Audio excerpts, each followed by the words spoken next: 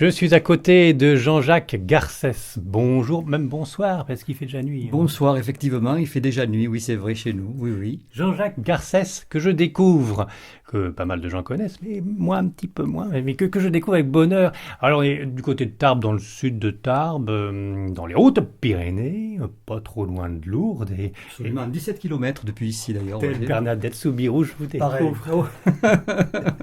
Alors, on est dans votre cabinet, donc dans une belle maison d'ailleurs, j'ai eu le plaisir de visiter en partie. Mais alors, au dernier étage, quasiment dans les combles, il y a un magnifique bureau où vous écrivez vos livres. On va parler de l'amour des étoiles, Voilà. par exemple.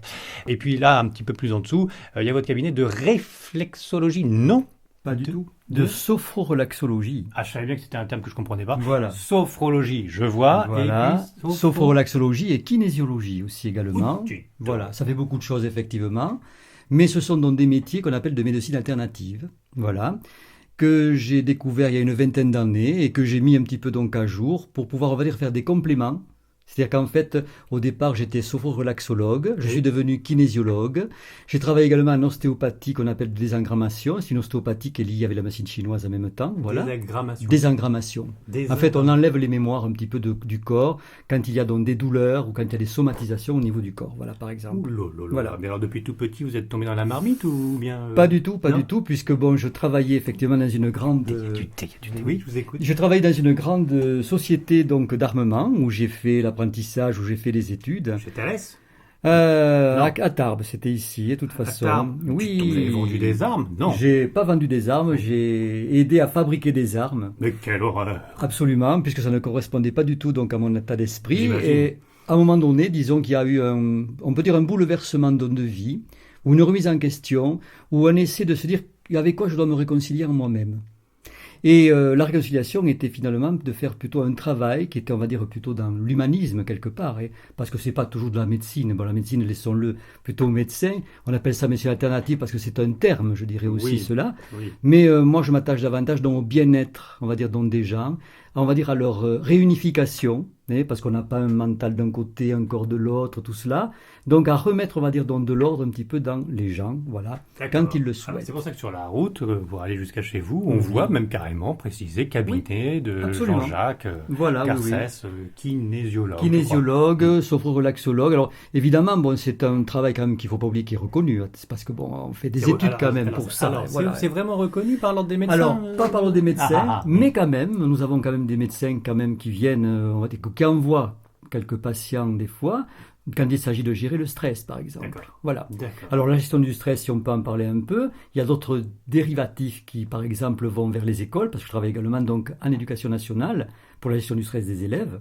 Oui. Donc voilà. Oui. Pendant Donc, les examens et même autres. surtout pendant le bac ou même le brevet pour les plus petits quand Mais même. c'est pas de l'hypnose tout ça, non? Non, non, la sophrologie quand même est, oui, liée à l'hypnose, puisque bon, si on expliquait ça, on pourrait parler donc de l'hypnose, on pourrait parler de la relaxation en même temps. Du conditionnement, ça. Ouais, et puis de l'élément zen également, disons que... L'élément zen. Zen, voilà, je suis zen. Donc Oui, soyez effectivement, zen un peu, Jean-Jacques, parce que vous parlez tellement vite que j'ai du mal à tout suivre. je parle très vite, Oui. c'est vrai, parce que j'ai toujours tellement de choses à dire que je m'emballe un petit peu, effectivement. Non, vous emballez pas, mais pour un esprit lent comme moi, vous savez, il faut y aller. Mais si, je suis sûr que vous comprenez très bien tout.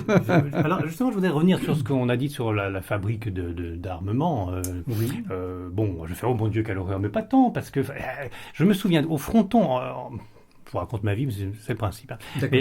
Mais en Grèce, au fronton d'un des amphithéâtres grecs, Oui. il y avait une belle dame avec drapée tout en blanc dans du marbre, et elle avait un énorme glaive, même une énorme oui. épée. Et je demandais à mon camarade grec qu'est-ce que c'était. Je disais, c'est la sagesse. Il m'a dit, mais la sagesse, Et elle a une pourtant... épée comme ça. Et il m'a répondu, mais oui, parce que la sagesse, il faut qu'elle se défende. Et il faut défendre Absolument. la sagesse. Et donc, effectivement, il faut quand même peut-être des armes pour maintenir la paix, au Oui. moins. Je Au pense moins. que de toute façon, Mais c'est bon. indispensable dans tous les Donc, vous n'avez pays. pas On fait le non voit plus bien. de drame en faisant- oui, non, voilà. non, non, non. Il faut non, quand non, même, non. effectivement, une armée pour maintenir... C'est nécessaire, de toute ouais. façon, je crois. Hélas. Ben oui, parce que c'est comme ça, on le voit bien maintenant. Oui. Bon, c'est une petite parenthèse de rien du tout. Oui. Mais vous êtes branché aussi réincarnation, si je comprends bien, parce que dans Alors, votre oui. livre, allez, on y va, on balance On le y va, livre, on on peut y y va. aller. Présenté comme un roman, Tout à fait. on retrouve votre cheminement sur l'après-vie, allais-je dire, mais pas du tout, l'avant-vie. Parce que Disons vous que avez les capté deux. des choses en écrivant et vous avez eu des confirmations après. Alors, Absolument. quand vous avez écrit ce livre, c'était un petit peu inspiré du Petit Prince de Saint-Exupéry. Tout à fait. Mais vous êtes passé au-delà, vous avez extrapolé et vous avez continué et vous l'avez écrit un peu en méditation, c'est ça? Tout à fait. Pendant les méditations, il y avait des images. Et en réalité, quand on médite, il ne devrait pas y avoir d'images, puisque finalement, donc, on laisse, on veut dire, le vide en nous. Et là, il y a eu des images qui se sont, on va dire, donc, imposées. Et ces images étaient quand même assez révolutionnaires, étaient assez, on va dire, donc, difficiles des fois à vivre. Alors, bon, au départ, je disais, bon, c'est un Révolutionnaire film. parce que la période de la Révolution. Tout à fait. Hein. D'accord. Donc je me suis dit effectivement, bon oui, c'est peut-être un film que tu as vu, ou une lecture, des choses comme ça, mais pas du tout, parce que ça s'imposait tellement qu'il a fallu à un moment donné que j'écrive finalement cela. Donc en écrivant effectivement, donc au terme de mes méditations, certains éléments, il y avait comme une histoire qui se construisait. Et cette histoire qui se construisait était l'histoire donc d'un jeune homme, voilà, de 17 ans, voilà, qui s'appelle Louis dans le livre comme ça, et qui exprimait effectivement, on va dire, bon, beaucoup d'émotions. Alors quand je dis émotions, eh bien oui, c'était peut-être un petit artiste, voilà, il aimait bien et voilà. Et effectivement, lui aussi n'aimait pas trop la guerre, puisque la révolution ne lui plaisait pas trop, et il se trouvait effectivement que un père lui a imposé d'aller donc, on va dire, au combat, voilà. Et qu'en réalité, bon, eh bien, moi, j'avais reconnu quand même des choses un petit peu bizarres par rapport à ça. J'avais pas du tout envie de travailler dans l'usine où j'étais, mais pas du tout, quoi. D'accord. Voilà. Si je comprends bien, c'est donc une vie antérieure de Voilà. votre personne. Voilà. Et si je comprends encore mieux, c'est quasiment une écriture automatique. Après méditation, vous avez dû Oui. écrire voilà, vous étiez dans un autre état quand même. C'est pas Oui. l'état de l'écrivain vraiment. Non, pas tout à fait. Ouais. Pour la bonne raison que dans ce livre, si quand on le lit, on va pouvoir, disons, voir qu'il y a des poèmes. Il n'y en a pas beaucoup, mais quelques-uns.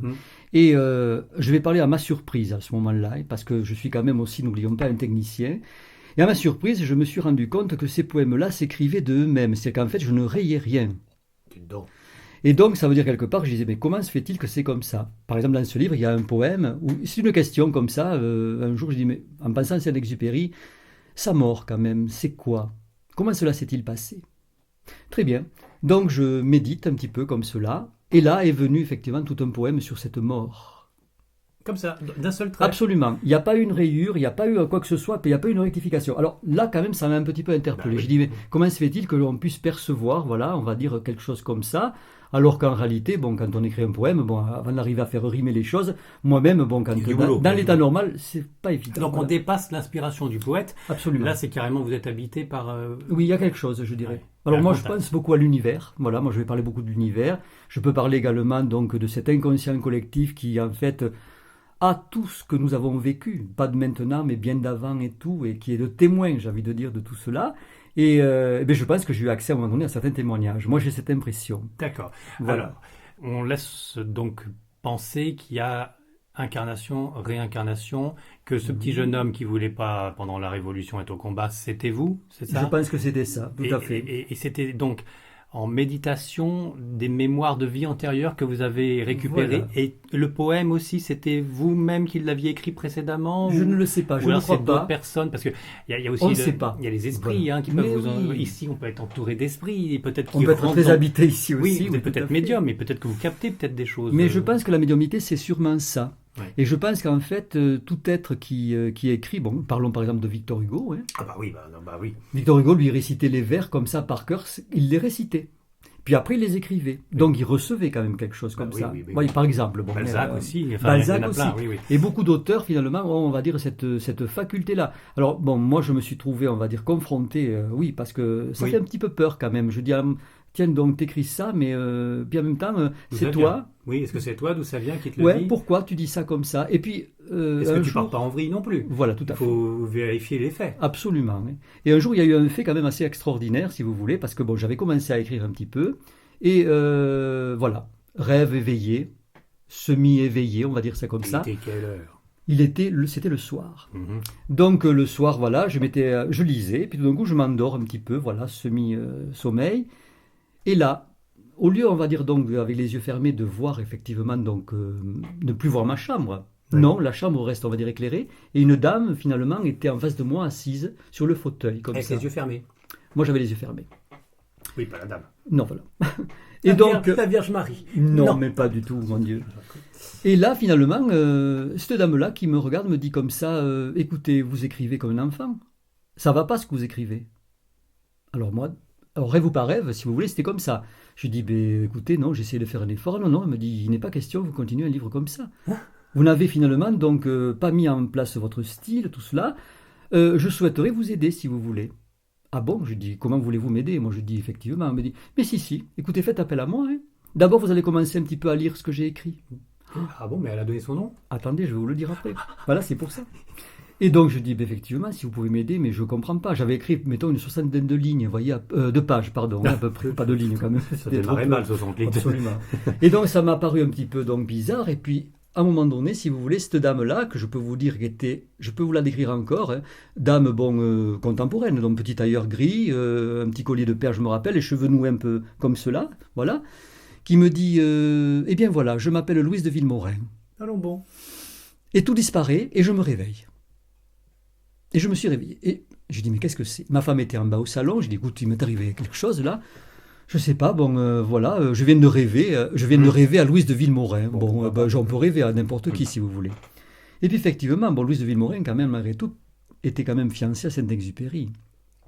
Donc tout d'un coup, alors que sincèrement, je n'avais pas fait appel à quoi que ce soit, et en fait j'ai découvert beaucoup de choses en lisant après Louise de Villemorin, donc je n'avais pas auparavant. Dites donc, c'est incroyable. Donc j'ai dit quand même, il y a quelque chose qui se passe dans la mesure où en fait on va vers un chemin d'écrire quelque chose. Est-ce que, parce que bon, c'est un roman, mais c'est aussi un témoignage, voilà. Oui, parce que ce qu'on n'a pas vraiment dit, c'est que dans L'amour des étoiles, voilà, il y a Le Petit Prince de Saint-Exupéry qui est quand même la base. Hein. Voilà, tout à fait. Ce qui veut dire effectivement, bon, bien voilà, on prend un chemin, on est aidé, je me suis dit. Et à partir de là, j'ai dit, ben voilà, ben pourquoi elle ne m'aiderait pas de temps en temps? Et c'est vrai que quand on parle de l'inspiration, voilà, et bien elle fait partie de mon inspiration. Donc elle vous a aidé, oui. C'est-à-dire qu'elle est revenue dans un état modifié de conscience en vous disant, ah, faut rayer ça, c'est pas bien, ou c'était direct quand vous tapiez sur l'ordinateur? Non, mais par exemple, une phrase qui ne me plaît pas, je ne sais pas le faire. Oui. La phrase, elle change. Ah, oui. Je l'entends. Hop, je la retapais. C'est top ça, dis donc. Donc beaucoup de choses sont comme ça, dont on va dire certains poèmes, et surtout dans ce livre-là, il y a une lettre, voilà, donc dans le château, parce que c'est l'histoire dans un château pendant la Révolution, une lettre du marquis qu'il écrit à sa femme avant son suicide, parce que c'est quand même un drame, il ne faut pas l'oublier. Et bien cette lettre-là, je l'ai écrite comme, voilà, comme si c'était moi qui écrivais une lettre à quelqu'un, quoi. Il n'y a pas une rayure, il n'y a rien quoi que ce soit.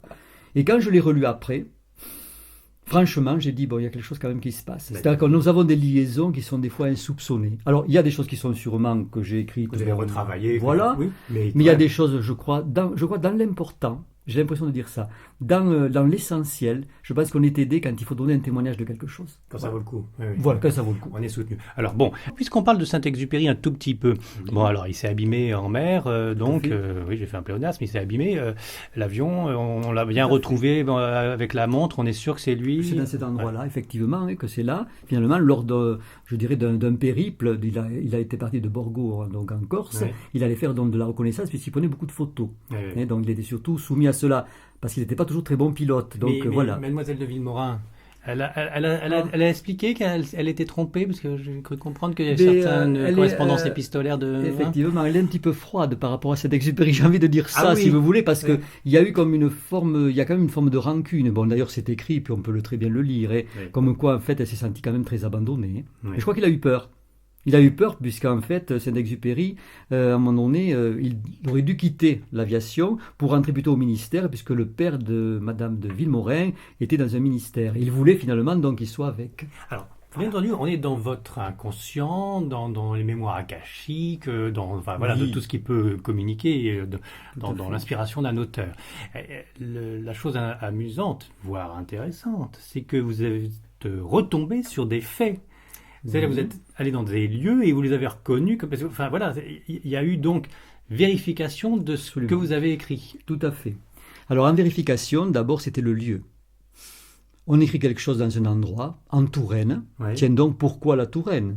Pourquoi tel endroit, ou pourquoi tel village, ainsi de suite. Alors tout ça dans la reconnaissance, bien sûr que je l'avais intégré, on va dire comme ça, de ce lieu en disant c'est là.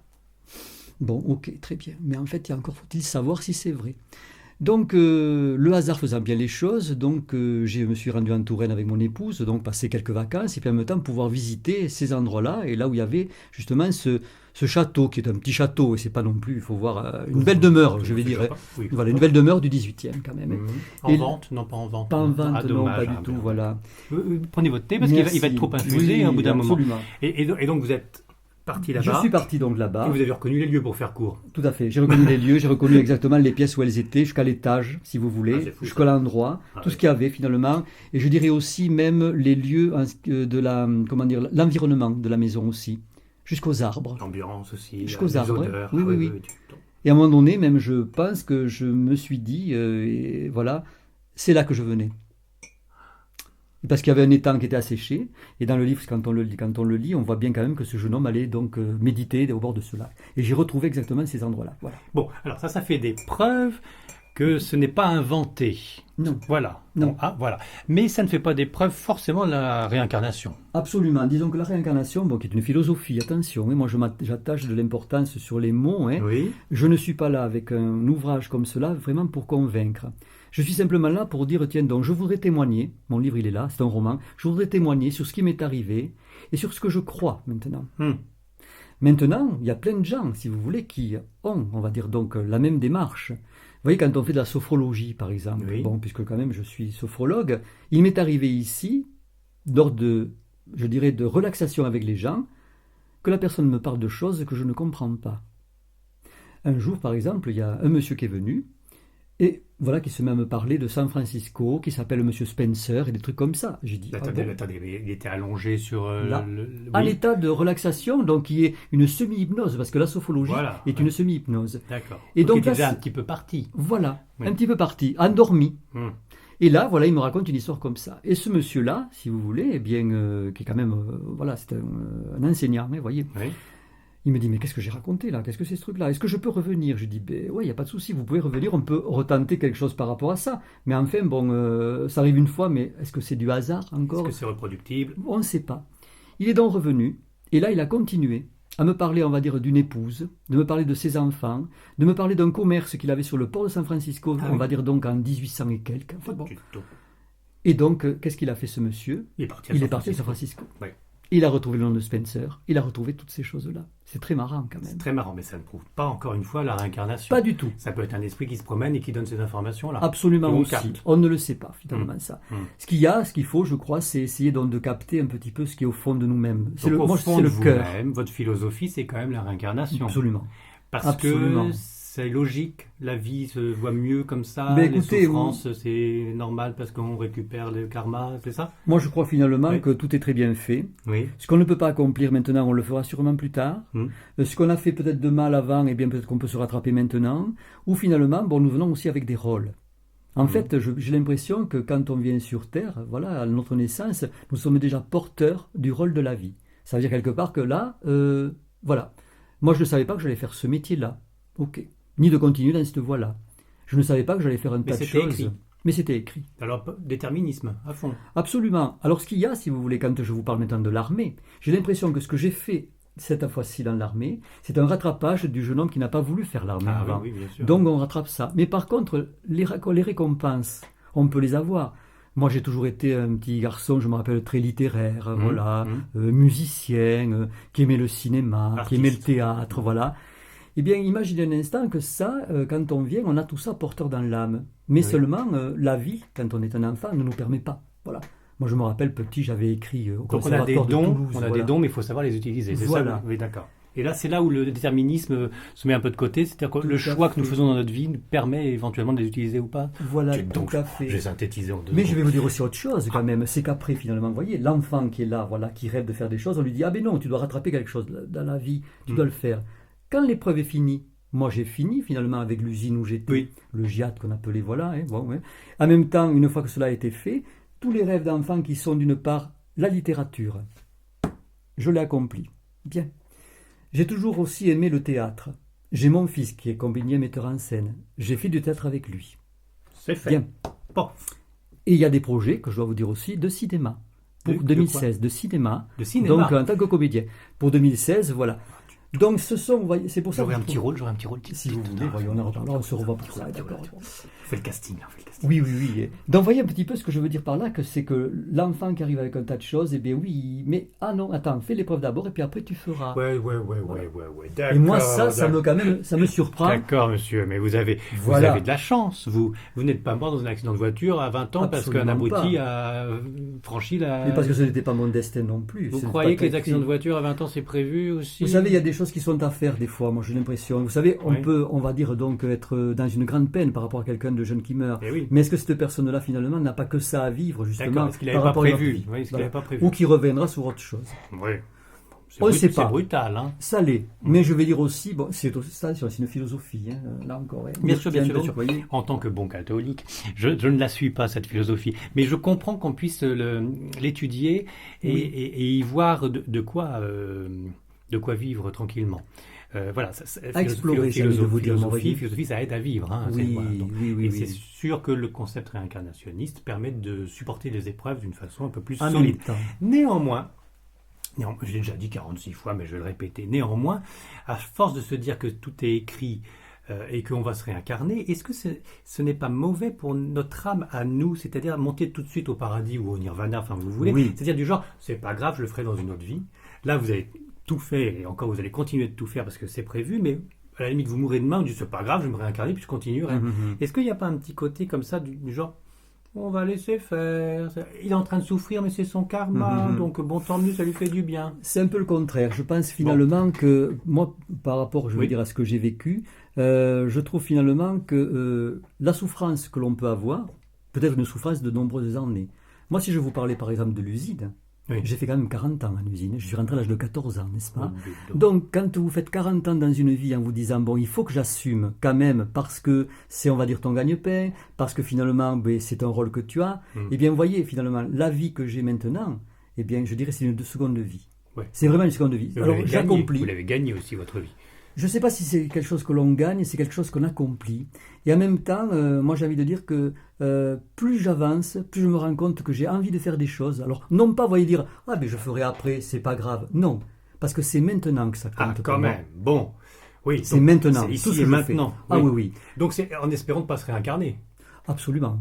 Oui, c'est ce que demande Bouddha d'ailleurs, c'est de sortir de la samsara, mais tout à fait. Rester tout le temps. Mais également, on va dire donc dans les catholiques aussi, on ne se réincarne pas. Donc une fois qu'on a fait quelque chose de bien dans la vie, eh bien, je pense que finalement on est bien là où nous sommes. Oui. Mais essayons quand même aussi dans cette vie-là donc, de ne pas être mécréants et de manière... Et Dieu étant amour, si on veut se réincarner, je ne vois pas pourquoi il nous empêcherait de se réincarner. Mais l'univers étant excessivement vaste, voire infini, je ne vois pas pourquoi on devrait systématiquement se réincarner en être humain et pas s'élever dans une dimension vénusienne ou autre, enfin dans d'autres conceptions pour continuer de se parfaire. Je ne vois pas pourquoi on est obligé de faire tout le temps être humain. Aussi. Ça, je ne sais pas. Là, je ne sais pas répondre à cette question. Je dirais simplement que pour moi, la vie est une évolution parce que tout est impermanent. On ne peut pas dire c'est comme ça pour toujours. Non. C'est une évolution et pas une régression. Absolument. Donc on monte toujours, de toute façon. Moi, je crois. Et on le voit par rapport à tout ce qui est. Vous savez, quand on regarde bien, vous avez les saisons qui passent les unes après les autres, et on se rend bien compte que après, on va dire l'hiver, qui est stagnant, qui est la mort, où les plantes, on dirait qu'elles sont mortes. Hop, il y a renaissance tout d'un coup. Et pourquoi chaque année ça le fait, ça ? Alors qu'elle devrait mourir une fois. C'est le cycle des saisons, avec les planètes qui tournent, le soleil qui se rapproche, la lune qui est là. Évidemment. Nous ne sommes pas des plantes vertes non plus. Non, mais nous sommes passés par toutes les ères quand même donc, de la vie, j'ai envie de dire. Voyez, minéral, donc végétal, animal, humain, voilà. Et donc continuons, on va dire, à être des esprits radieux, pleine lumière, j'ai envie de dire. Et incarnons-nous dans d'autres créations. Voilà. Encore plus lumineuse, j'ai envie de vous dire. Moi, je le vois comme ça. Pareil. Serrez-vous la main. Alors ça, on c'est serre la main.